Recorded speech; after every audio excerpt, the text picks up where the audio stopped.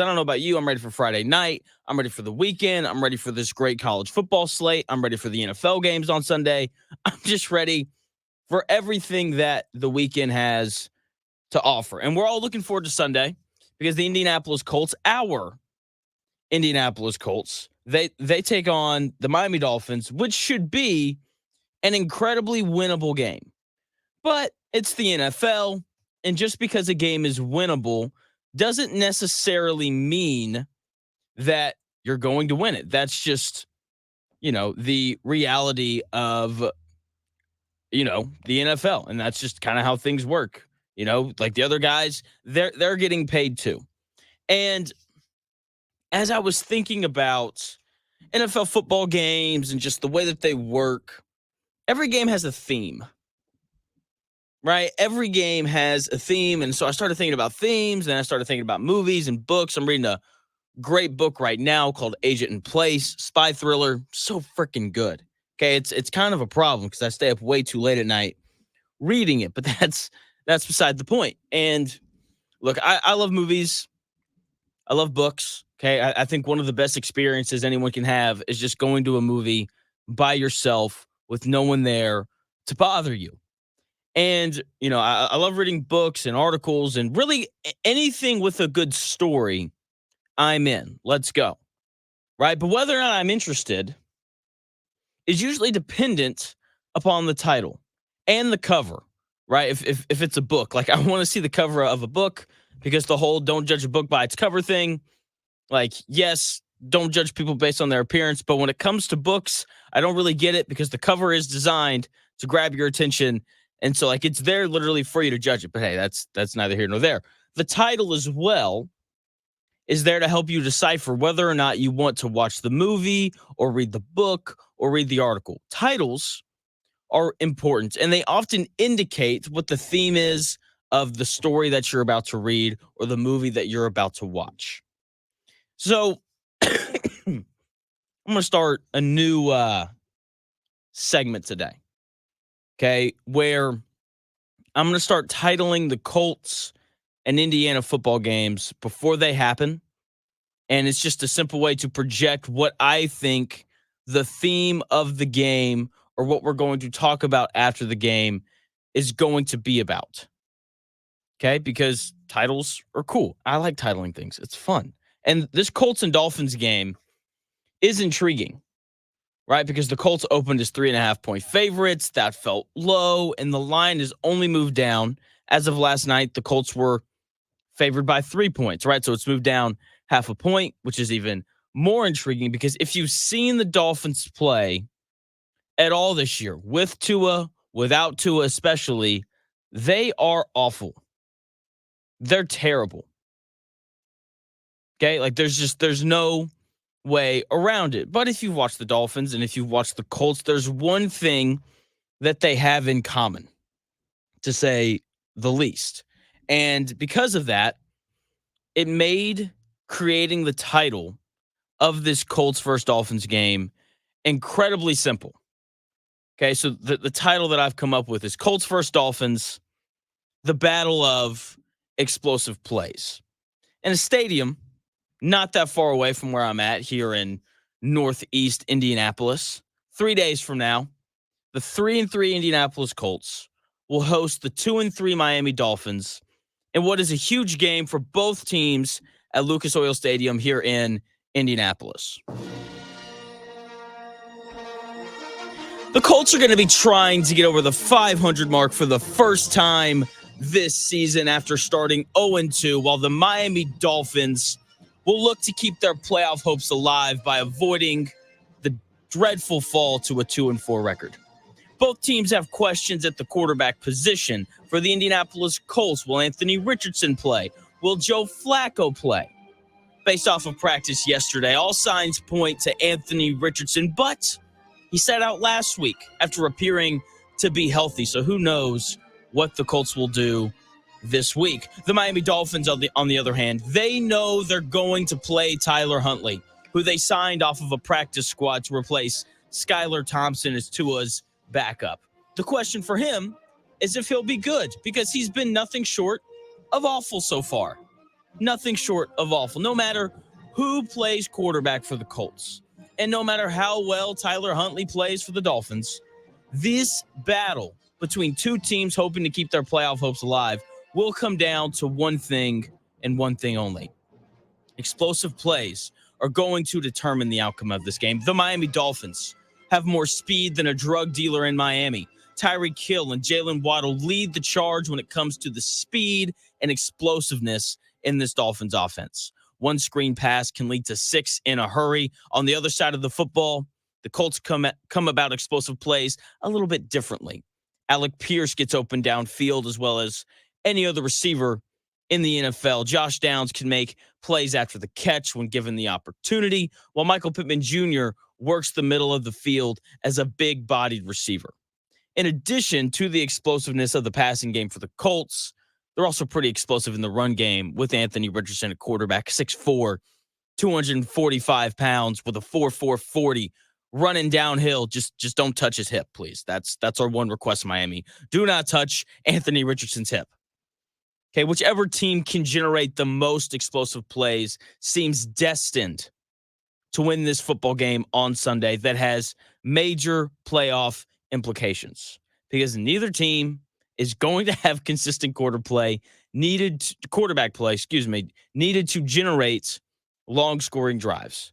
That is what this football game is going to come down to. We've seen Anthony Richardson play quarterback this year. Okay, you and I both have. And let's be honest. It's been just as advertised. Some highs, some lows. Okay. It seemed like we were going to get a whole bunch of highs against the Steelers because that Steelers game, the 2 drives that we saw from him, it's the first time that we've seen him put together back-to-back successful drives that legitimately looked good. Sadly, he got hurt and we didn't see him anymore the rest of that day, right? Joe Flacco came in. He stole a whole bunch of people's hearts despite not playing that well, right? That's what happened. And when it comes to Anthony Richardson, hopefully, right, because I think we all expect him to play. I've got audio of him talking here in a bit. But I think, we all expect him to play, but we all expected him to play last week. And that didn't happen. Okay? So when it comes to Anthony Richardson, he has to be consistent, and I just don't know if he's going to be that in this first game back, right? After missing 2 games, right? Because playing quarterback, playing really any sport, any sport, football, basketball, baseball, there's an element of rhythm that's needed, and I just think it's hard to have that after you've missed 2.5 games, right? Practice can help you find your rhythm and those things, but you really don't find it until you get into the game. Okay. And he had that rhythm against the Steelers.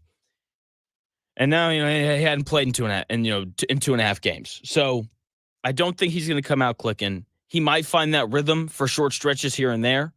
Right. But what he was doing against the Steelers was insane before he got hurt. And I don't think we'll see him play at that high of a level on Sunday. Right. The Colts are going to rely on Anthony Richardson to do something that he's actually done a fairly decent amount in the games that we've seen him, and that's generate big plays on both the ground and through the air in order to score points on Sunday. Okay, when we look back at the game last week, Colts against the Titans, all 4 of the possessions that the Colts scored on were 10 plays or more. And that speaks to the consistency of Joe Flacco, right? His ability to convert 3rd and 3. Right, his ability, to be accurate and just kind of keep the chains moving. That is not Anthony Richardson. That is not his strength. Okay, so this week, when the Colts score, it's going to be on like 5-play drives where Anthony Richardson connects, on a 40-yard pass and then he rips off a 20-yard run.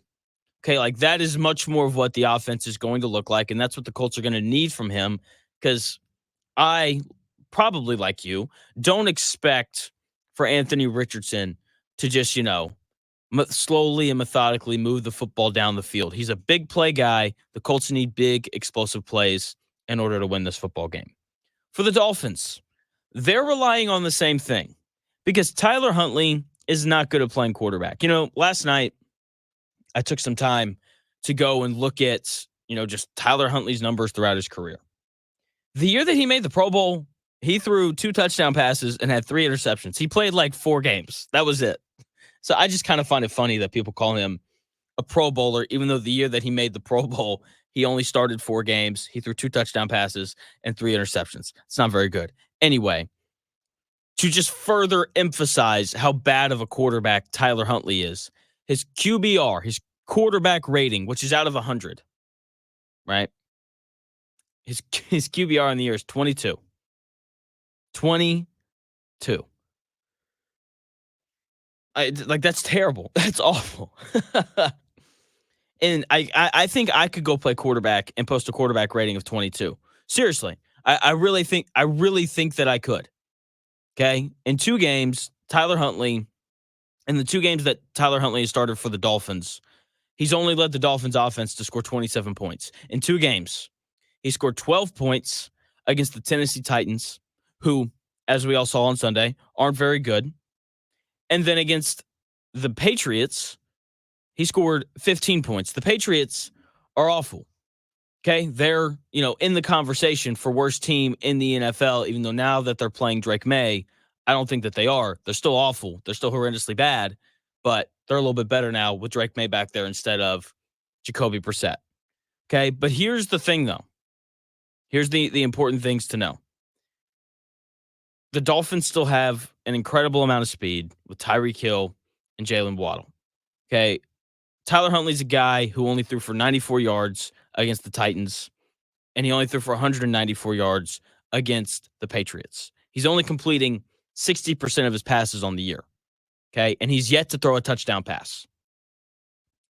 But when you have Tyreek Hill, and you have Jalen Waddle, and you have Raheem Mostert, like those are 3 guys. Haven't even brought up Devon Achane, haven't even brought up the rookie Jalen Wright out of Tennessee.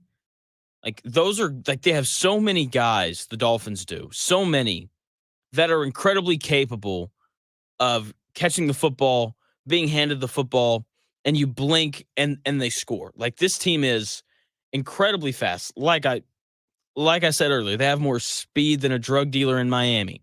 Okay?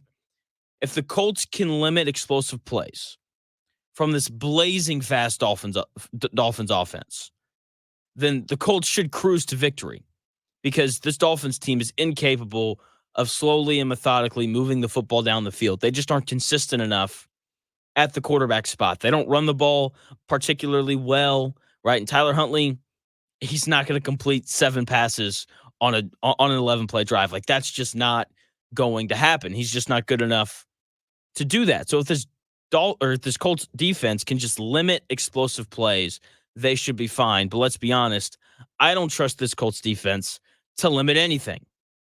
Okay? Like I have no trust in this Colts defense, even though they did play well against Will Levis last week, which is good news, right? They played against a bad quarterback who had pretty good weapons, not as good as the weapons that the Dolphins have, but DeAndre Hopkins, Calvin Ridley, and Treylon Burks. Like that's a good group of 3 receivers right there.